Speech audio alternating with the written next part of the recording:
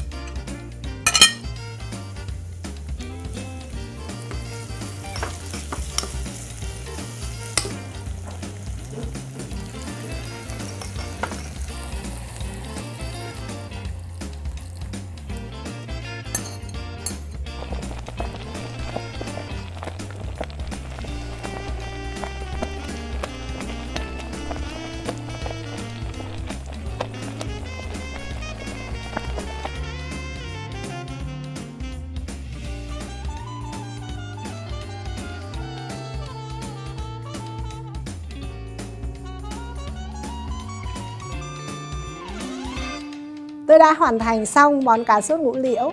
Món cá sốt ngũ liễu không những thơm ngon mà màu sắc rất hấp dẫn. Tôi mong rằng các bạn sẽ thực hiện được món cá sốt ngũ liễu này tại gia đình. Xin chào và hẹn gặp lại.